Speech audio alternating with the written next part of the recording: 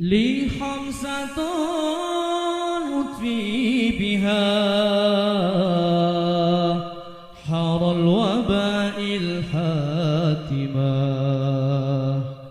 المصطفى والمرتضى وابنهما وفاطمة وابنهما وفاطمة.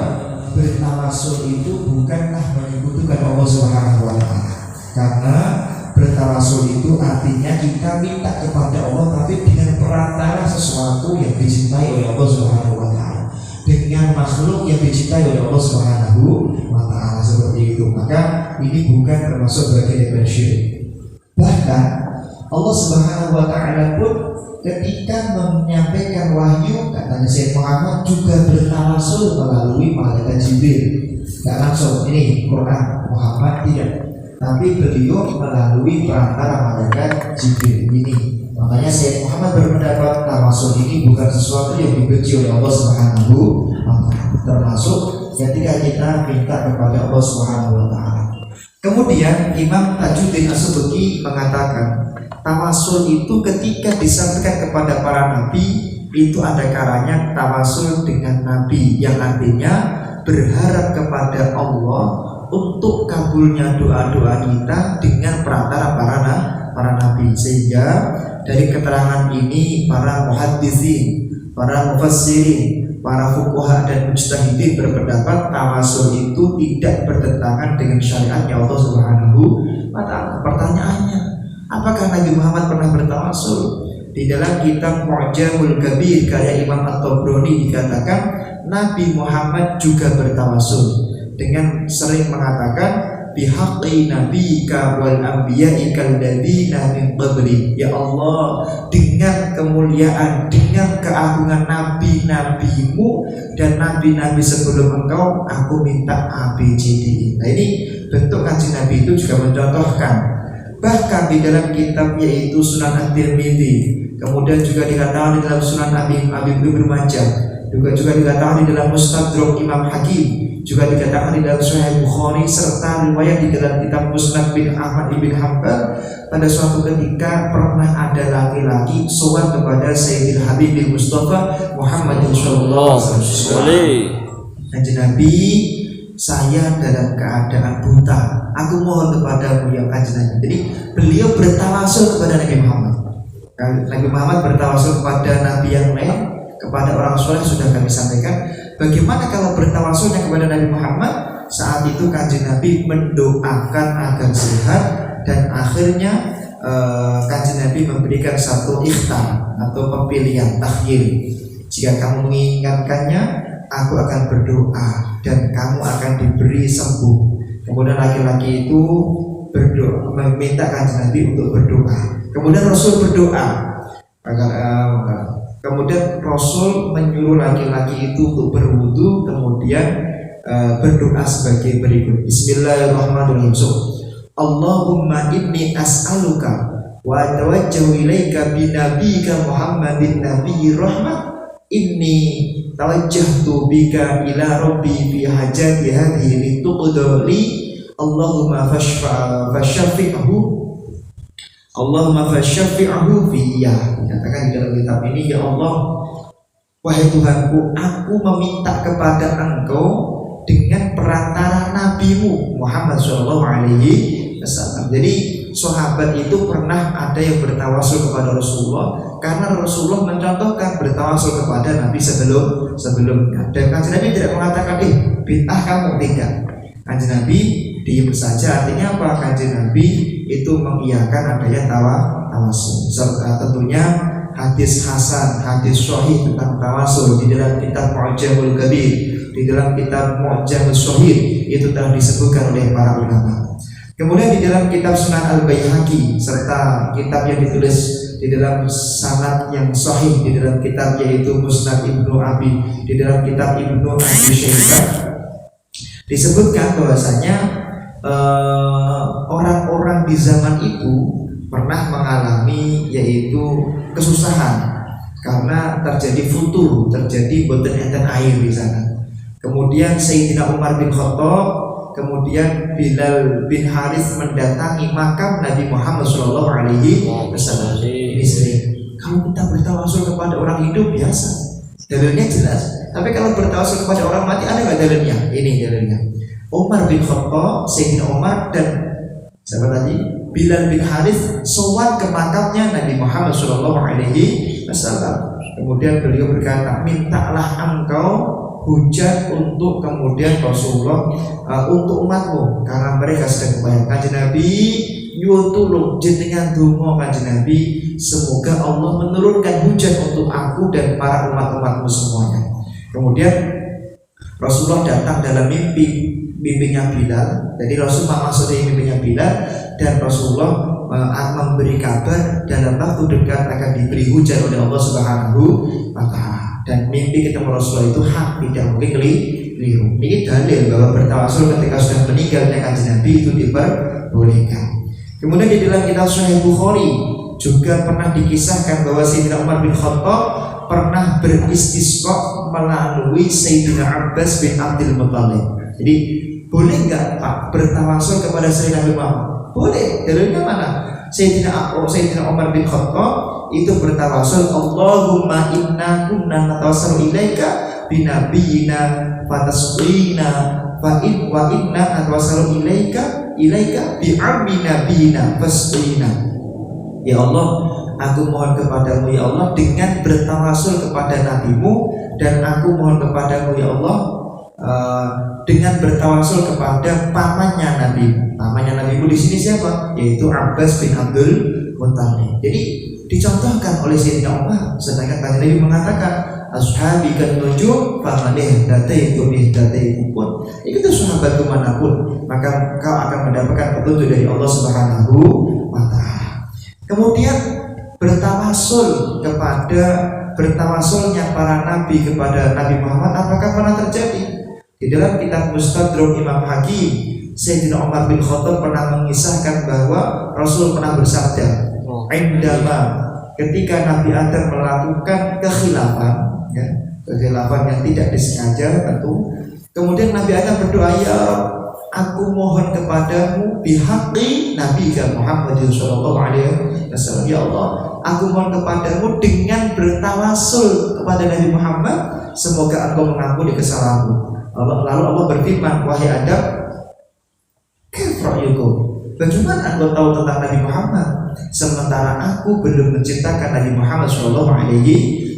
Kemudian Adam menjawab, wahai Rabbku, ketika engkau menciptakanku dengan tanganmu yang agung, maka engkau meniupkan ruh di dalam jasadku, dan ruhmu aku mengangkat kepalaku ke atas dan melihat tuh ada tulisan la ilaha illallah, kemudian Muhammadur Rasul, dan aku tahu engkau tidak akan menyadarkan namamu kecuali dengan orang yang mulia di dalam hatimu.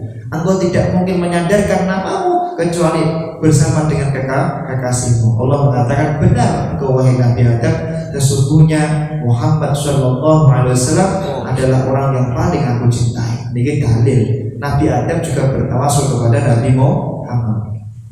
Ada satu kitab berjudul Ruhul Ma'ani. Di dalam kitab tafsir Ruhul Ma'ani dikisahkan bahwa Imam Alusi itu menjelaskan ayat 35 daripada surat Al-Maidah, bahwasanya kita itu wabadahu ilaihil wasilah, diperintahkan untuk bertawasul. Dan di dalam kitab itu dikatakan bolehnya kita bertawasul kepada Nabi Muhammad SAW. Boleh kita bertawasul. Nah, para ulama salafus saleh mereka juga bertawasul, seperti Imam sebagaimana disebutkan di dalam kitab Syawahidul Haq, kitab cukup besar 500 halaman. Di dalam kitab Syawahidul Haq dikatakan bahwa Syekh Yusuf An-Nabhani mengatakan bahwa saya tawasul itu diperbolehkan dan dicontohkan oleh Imam Sufyan bin Uyainah, gurunya Imam Syafi'i. Kemudian Imam Hanafi juga pernah bertawasul. Imam Muhammad bin Hasan Asy-Syaibani, muridnya Imam Hanafi, gurunya Imam Syafi'i, juga bertawasul. Imam Alauddin Abu Bakar bin Mas'ud Al-Kasani juga bertawasul. Imam Malik bin Anas, pendiri madzhab Maliki, juga bertawasul. Imam Syafi'i bertawasul, dan lain sebagainya yang jumlahnya sangat banyak sekali. Intinya para ulama itu mencontohkan yaitu sikap tawassul seperti itu. Di dalam kitab tersebut dikatakan para ulama juga bertawassul seperti itu. Misalnya Syekh Sufyan ibn Uyainah itu pernah mengatakan ada dua laki-laki soleh yang menurunkan hujan dengan cara bertawassul dengan mereka, yaitu Imam Ibnu Ajlan dan Imam Yazid bin Jabir. Jadi pernah ada orang bertawassul kepada orang. Pak, apakah tawassul itu harus kepada Nabi? Lah, di dalam kitab itu dikatakan boleh kepada orang soleh, boleh. Contohnya di dalam kitab yaitu Al-Ilah wal Ma'rifatir Rijal dikatakan bahwasanya saat itu pernah ada orang yang bertawassul kepada Ajlan dan Yazid bin Jabir, dan itu turun hujannya. Kemudian dikatakan oleh Imam Hanafi di dalam kitab yaitu Ziyaratun Nabawiyah, dikatakan bahwasanya Imam Hanafi pernah berziarah ke kota Madinah, berdiri di depan Nabi Muhammad SAW, berdiri di depan makam Nabi Muhammad SAW. Kemudian beliau mengatakan, hai orang-orang yang mulia, wahai orang-orang yang mulia, di antara manusia dan jin serta Abdul Khalqi, sebaik-baik makhluk, berilah aku kemuliaanmu, ridhomu, dengan ridhomu aku merindukan kemurahan daripada engkau, dan tidak ada engkaulah satu-satunya harapan Abu Hanifah. Imam Hanafi pernah bertawassul kepada orang-orang soleh yang ada di kota Madinah yang telah meninggal dunia, Imam Syafi'i kemudian dikatakan di dalam kitab Tarikh Al-Baghdadi yang mana sanadnya sahih, dikatakan bahwasanya ketika Ali bin Maimun itu pernah mengatakan begini, aku telah mendengar bahwasanya Imam Syafi'i itu pernah berkata bahwasanya Imam Syafi'i itu selalu istiqomah bertawassul dengan yaitu Imam Hanafi, yaitu dengan apa? Ketika beliau punya hajat maka beliau berziarah ke makam Imam Hanafi seperti itu. Nah, bagaimana caranya bertawassul? Sholat 2 rakaat dulu, kemudian beliau sholat ke makam gurunya tersebut, kemudian minta kepada Allah Subhanahu wa Ta'ala, dan doanya selalu diijabahi oleh Allah Subhanahu wa Ta'ala. Kemudian di dalam kitab Tahrimul Islam karya Syekh Muhammad Abu Abdillah Muhammad bin Ahmad ibn Utsman dikatakan bahwasanya Imam Ibrahim Al-Harbi pernah mengatakan begini, makam Imam Ma'ruf Al-Karhi adalah obat dari semua doa-doa yang mujarab. Jadi kalau pengen doa kita mujarab, bertawassullah di depan makamnya Imam Ma'ruf Al-Karhi. Ini dalil bahwasanya bertawassul itu bukan sesuatu yang dibenci atau dilarang oleh Nabi Muhammad SAW. Dan tentunya kami akan sangat pandang sekali. Ada kitab berjudul Al-Mawsu'ah Al-Yusufiyah, ada kitab berjudul Syawahidul Haq yang beribu-ribu halaman menjelaskan tentang bertawassul kepada Nabi Muhammad dan para sahabat baik masih hidup maupun telah meninggal dunia. Saya kira saya cukupkan dalilnya tawassul kepada itu saja. Kemudian adabnya bertawassul itu tentunya pertama kepada Nabi Muhammad dan para nabi, itu pertama dulu. Kemudian kepada zuriyah Nabi Muhammad SAW, kepada para habaib itu diataskan seperti itu. Kemudian habib itu pun juga harus diurutkan, yang lebih sepuh itu didahulukan, baru yang termuda. Kemudian salah satu kegagalan yang sering terjadi itu mereka bertawassul kepada para ulama yang ba'id min baitih, jauh, tapi mereka lupa bertawassul kepada ulama yang ada di daerahnya, karena itu penting.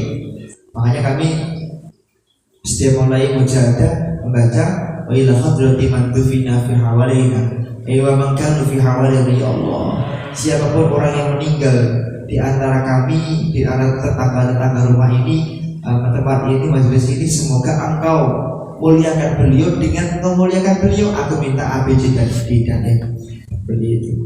Dan kemudian bertawassul itu kepada orang-orang yang dicintai oleh Allah Subhanahu wa Ta'ala. Insyaallah wabtahu ilaihil wasilah, dengan kita bertawassul maka semua doa kita akan dijabahi oleh Allah Subhanahu wa Ta'ala. Jangan lupa jangan lupa menyebut nama kedua orang tua. Kedua orang tua ini adalah tawasul yang paling utama.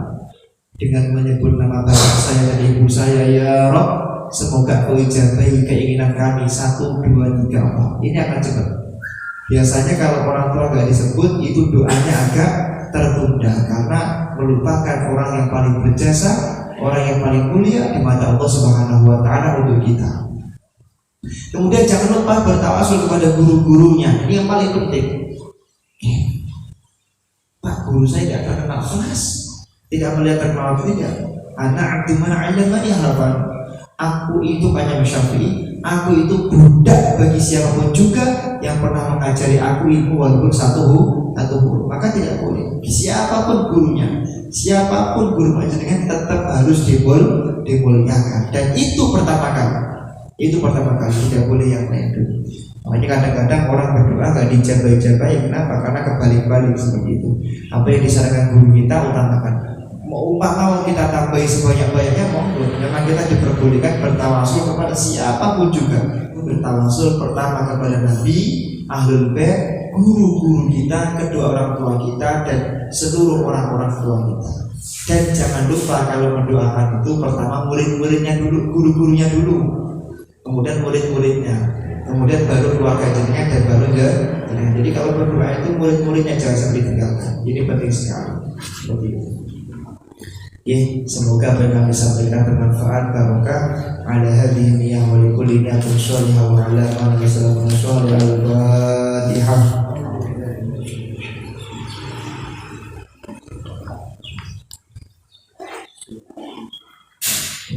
Assalamualaikum warahmatullahi wabarakatuh.